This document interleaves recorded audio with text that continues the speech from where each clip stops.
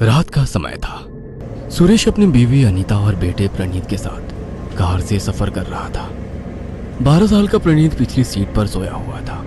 अनीता भी आधी नींद में सुरेश की बगल वाली सीट पर बैठी हुई थी। रास्ता एकदम सुनसान था, इसीलिए सुरेश तेजी से कार चला रहा था कि तभी उसे दिखाई दिया कि दूर एक बुढ़िया रास्ता क्रॉस कर रही है। कार की स्पीड ज्यादा थी। जब तक उसके दिमाग में ब्रेक्स लगाने का ख्याल आया, कार उसके बहुत ही पास जा पहुंची थी। उसने अर्जेंट ब्रेक्स मारे, लेकिन फिर भी बुढ़िया कार से टकरा गई।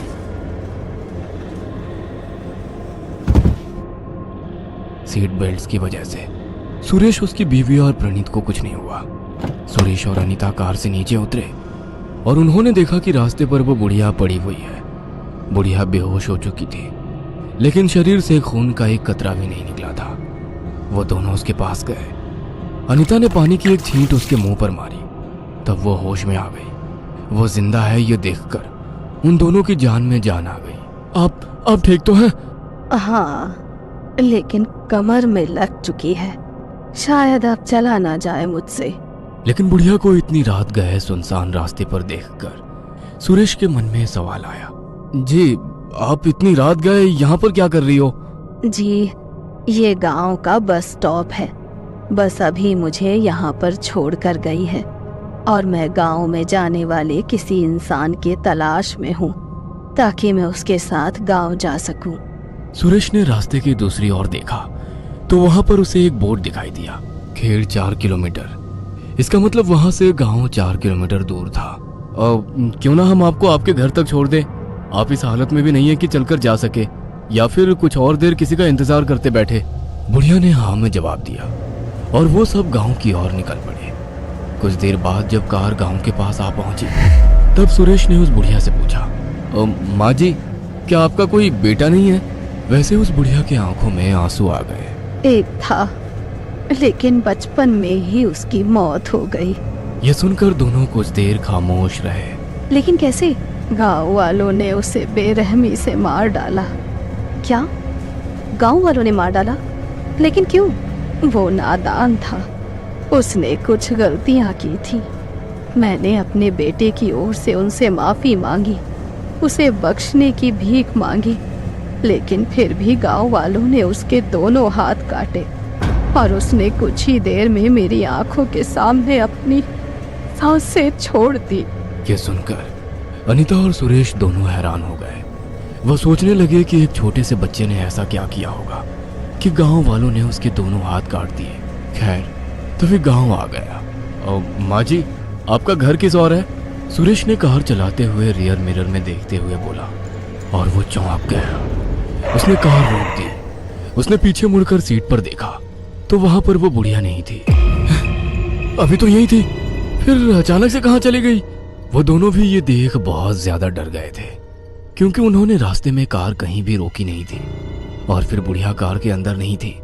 सुरेश कार से नीचे उतरा। कार गांव के रास्ते पर खड़ी थी। पूरा गांव सुनसान पड़ा था। गांव में एक कुत्ता तक नहीं दिखाई दे रहा था। सुनिए, कार के अंदर आ जाइए, मुझे कुछ ठीक नहीं लग रहा। अनीता घबराते हुए बोली। तभी दूर से उन्हें एक औरत की चीख सुनाई दी। बचाओ, कोई मुझे बचाओ। कोई औरत जोर जोर से चीखती हुई दूर से भागती हुई आ रही थी। उसके हाथ में 8-9 साल का लड़का था। उस औरत के पहनावे से ऐसा लग रहा था मानो वो शहर से हो, क्योंकि उसने जीन्स पहनी थी। सुरेश और अनीता डर गए। वो औरत सामने से भागती हुई आई और मदद मांगते हुए पास ही एक अंधेरी गली में गायब हो गई। सुरेश ने उस दिशा में देखा जहां से वो औरत भागती हुई आई थी, लेकिन वहां से दूसरा कोई भी इंसान नहीं आया। उसे समझ नहीं आ रहा था कि आखिर किस चीज से डरकर वो महिला भागी थी। उस औरत की चीखें अभी भी सुनाई दे रही थी। वो रोते हुए मदद मांग रही थी। अनीता, तुम यही कार में रुको, बाहर मत निकलना। ऐसा कहकर सुरेश उस अंधेरी गली में भागा। पीछे से अनीता ने उसे रोकने की कोशिश की, लेकिन वो नहीं रुका। औरत की आवाज का पीछा करते करते वो एक घर के बाहर पहुंचा, जिधर एक कोने में वो औरत अपने बच्चे को पकड़े खड़ी थी। जब उसने उन दोनों को ठीक से देखा तो उसके रोंगटे खड़े हो गए, क्योंकि वो औरत खून से पूरी तरह भीगी हुई थी और उसके हाथ में जो 8-9 साल का एक लड़का था, उसके दोनों हाथ कटे हुए थे और उसमें से खून टपक रहा था। उसकी आंखें बंद थी शायद वो बेहोश हो गया था। ये किसने किया आपके बच्चे के साथ? उस चुड़ैल ने। क्या चुड़ैल ने? हाँ, और अगर आप भी जल्दी से यहाँ से नहीं गए तो वो आपके बच्चे के साथ भी यही करेगी। लेकिन आपको कैसे पता कि मेरा बच्चा मेरे साथ है? इस गांव में वो चुड़ैल सिर्फ उन्हीं मुसाफिरों को लाती है जिनके साथ उनके बच्चे हों, ताकि वो उनके सामने उनके बच्चों के हाथ काट सके। क्या? लेकिन चुड़ैल ने कहा मुझे इस गांव में लाया है, मैं तो एक बुढ़िया को। ऐसा कहते हुए सुरेश रुक गया। उसकी आंखें बड़ी हो गई। उसके दिमाग में उस बुढ़िया की कही बातें याद आई। मेरे बच्चे को गांव वालों ने दोनों हाथ काट कर मार डाला। इस बात का चुड़ैल के साथ कुछ तो संबंध था। उसे लगने लगा कि वो बुढ़िया कोई और नहीं बल्कि चुड़ैल थी, जो जानबूझकर उसके कार के सामने आ गई थी। लेकिन हमने उसका क्या बिगाड़ा है? वो ऐसा क्यों करेगी? क्योंकि उसे अपने बेटे की मौत का बदला लेना है। कुछ 25 साल पहले इस गांव में वो रहती थी। उसका नाम कमला था। अमावस की रात उसे बेटा जन्मा और उसके जन्मते ही उसका पति करंट लगने से मर गया। इसी वजह से लोग उसे मनहूस कहने लगे। उसका नाम मुनी रख दिया गया। मुनी जब 7 साल का हो गया तब खेल खेल में उसने एक 5 साल की बच्ची का गला दबाकर जान ली। गांव में पंचायत भर गई, जिसमें पंचों ने मुनी को सजा सुनाई, और वो सजा ये थी कि जिस हाथ से उसने बच्ची का गला दबाकर हत्या की, उन हाथों को काटा जाए। कमला ये सजा सुनकर रो पड़ी और वो रोई गिड़गिड़ाई कि एक नादान बच्चे को उसकी नादानी की सजा मौत मत दो, उसे कोई और सजा सुनाई जाए जिसमें उसकी मौत ना हो। लेकिन किसी ने उसकी एक भी नहीं सुनी। उसे बरगद के पेड़ से बांधा गया और कमला की आंखों के सामने मरे हुई बच्ची के पिता ने कुल्हाड़ी से उसके दोनों हाथ काट दिए। मुनि की चीख गांव में गूंजती रही, लेकिन किसी ने भी दया नहीं दिखाई और मुनि वहीं पर तड़प तड़प कर मर गया। उसके बाद कमला मुनि की लाश लेकर न जाने कहां चली गई और कुछ दिनों बाद कमला की लाश उसी बरगद के पेड़ से लटकी हुई पाई गई। उसने खुद को फांसी लगाकर अपनी जान दे दी थी। कमला की मौत के बाद वो काली अमावस की रात आई, जब ये मौत का सिलसिला शुरू हुआ। सुबह गांव वालों को एक छोटे बच्चे की लाश बरगद के पेड़ के नीचे मिली, जिसके दोनों हाथ कटे हुए थे। और उसके बाद हर सुबह बरगद के पेड़ के नीचे गांव के बच्चों की हाथ कटी लाशें मिलने शुरू हो गई। कुछ गांव वालों ने कमला की आत्मा को देखने का भी दावा किया। लोग कहने लगे कि हमने उसके बच्चे के हाथ काटे, इसीलिए बदला लेने के लिए वो हमारे बच्चों के हाथ काट रही है। ये गांव अब इंसानों के रहने लायक नहीं बचा था, इसीलिए एक ही रात में सभी गांव वालों ने इस गांव को छोड़ दिया और ये गांव वीरान हो गया। 15 सालों से कमला की आत्मा यहीं भटक रही है और अपना बदला लेने के लिए बच्चे ढूंढ रही है। वो बुढ़िया का रूप लेकर मुसाफिरों को गांव में ले आती है और उनके बच्चों को मार डालती है। और उसने मेरे साथ बिल्कुल वैसा ही किया। मेरे बच्चे के दोनों हाथ काट कर उसे मार डाला।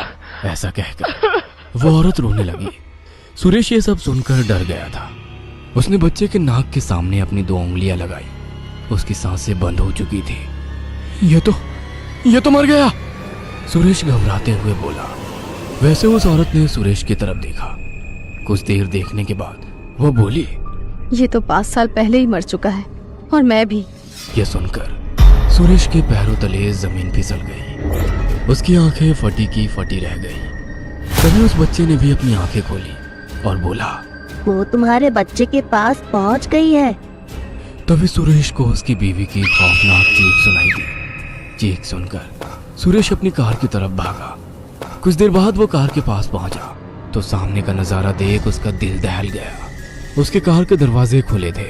अंदर से उसका बच्चा और बीवी गायब थे और कार पर खून के छींटे थी। जमीन पर एक इंसानी दिल पड़ा हुआ था जो धड़क रहा था। ये देख वो जोर से चीखा, अनीता! और नीचे बैठकर जोर जोर से रोने लगा। वो सोचने लगा कि उसने अपनी बीवी बच्चे को खो दिया है। लेकिन तभी उसके पीछे से एक आवाज आई, तुम अभी भी अपने बच्चे को बचा सकते हो। सुरेश ने मुड़कर देखा तो वहां पर वही औरत की आत्मा अपने बच्चे के साथ खड़ी थी। कैसे?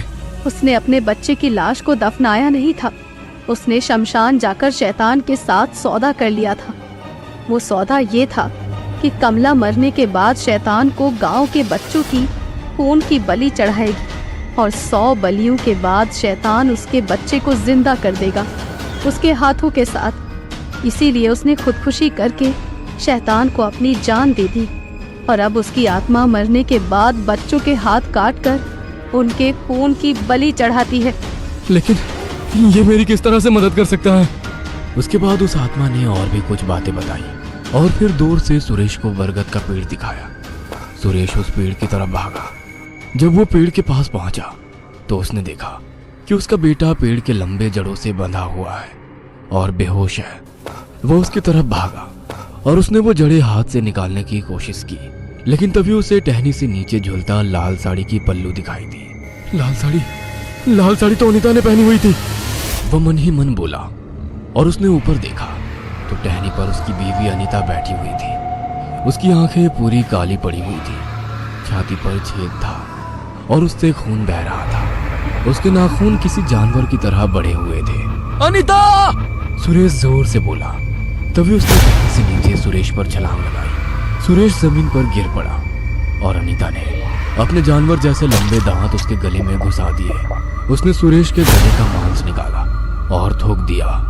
सुरेश गले को हाथ लगाकर तड़पने लगा। उसके फटे हुए गले से मानो खून की नदियां बह रही थी। अनीता के शरीर पर कमला की आत्मा ने कब्जा कर लिया था और जोर जोर से हंसने लगी और फिर सुरेश के बेटे के सामने जाकर बैठ गई। उसने कुछ मंत्र बोले और जमीन पर कुछ लकड़ियां प्रकट हुई। उसने अपने हाथ जोड़े और बोली, हे अंधेरे के मालिक, विधि पूरी करने के लिए मुझे इजाजत दे। और तभी वो लकड़ियां जल उठी, मानो वो संकेत था कि तुम विधि शुरू कर सकती हो। उसने कुछ मंत्र बोले। बरगद के पेड़ के अंदर छुपाया एक हड्डियों की ढांचा बाहर आ गया। शायद वो ढांचा उसके बेटे की थी, जिसे वो जिंदा करना चाहती थी। अग्नि जल रही थी और कमला मंत्र बोले जा रही थी कि तभी अग्नि में एक फूंक सा आ गई। कमला ने बगल में देखा तो वहां पर सुरेश खड़ा था। उसके हाथ में एक पानी की बोतल थी और वही अग्नि में थूका था। चुड़ैल, तुम मेरे होते हुए मेरे बेटे का कुछ नहीं बिगाड़ पाओगी, सुरेश बोला और उसने बोतल में का पानी अग्नि में डाल दिया और अग्नि बुझ गई। ये देख चुड़ैल गुस्सा हो गई और वो सुरेश की तरफ मारने के लिए बढ़ने लगी कि तभी वो एक धुआं बनकर हवा में बिखर गई। सुरेश अपने गले को पकड़कर अपने बेटे के पास गया। चुड़ैल के साथ ही उसकी शक्तियां भी चली गई थी, इसीलिए उसका बेटा होश में आ गया था। बरगद के पेड़ ने अपनी जड़ें उसके बेटे से हटा ली और तभी सुरेश ने अपने बेटे को पकड़ लिया। उसके शरीर से बहुत सारा खून बह रहा था, इसलिए वो जमीन पर गिर गया। उसे उस आत्मा की बातें याद आई जिसकी वजह से उसका बेटा जिंदा बचा था। उस आत्मा ने कहा था, वो चुड़ैल बलि की विधि शुरू करने के लिए अग्नि उत्पन्न करेगी, तब तुम्हें उस अग्नि में थूकना है और उसे बुझाना है। इससे अग्नि और शैतान दोनों का अपमान हो जाएगा और विधि खंडित हो जाएगी। कमला ने जो सौदा शैतान के साथ किया था, उसके मुताबिक कमला की आत्मा हर रात सिर्फ अपना मकसद पूरा करने के लिए, मतलब बच्चे की बलि देने के लिए ही प्रकट हो सकती है। लेकिन अगर किसी प्रकार से उसका उस रात का विधि खंडित हो जाए तो उसका उस रात का मकसद भी खत्म हो जाता है। मतलब वो दोबारा बलि की विधि नहीं कर पाएगी और वो गायब हो जाएगी और फिर वो सीधे दूसरे दिन की रात ही अपना मकसद पूरा करने के लिए प्रकट हो सकती है। सुरेश का बेटा उसके बगल में ही बैठकर रो रहा था, लेकिन सुरेश खुश था क्योंकि उसने अपने बेटे की जान बचा ली थी। उसके चेहरे पर मुस्कान थी। बेटा, मुझे और तुम्हारी माँ को छोड़कर इस गांव से निकल जाओ और वापस कभी भी इस गांव की तरफ मत आओ, सुरेश तड़पते हुए बोला और उसने अपनी सांसें छोड़ दी। अगर आपको हमारी ये कहानी पसंद आई हो तो इसे लाइक और शेयर करना ना भूलें। साथ ही ऐसी और नई कहानियों के अपडेट्स पाने के लिए हमारे चैनल अक्षु टीवी को जरूर सब्सक्राइब करें।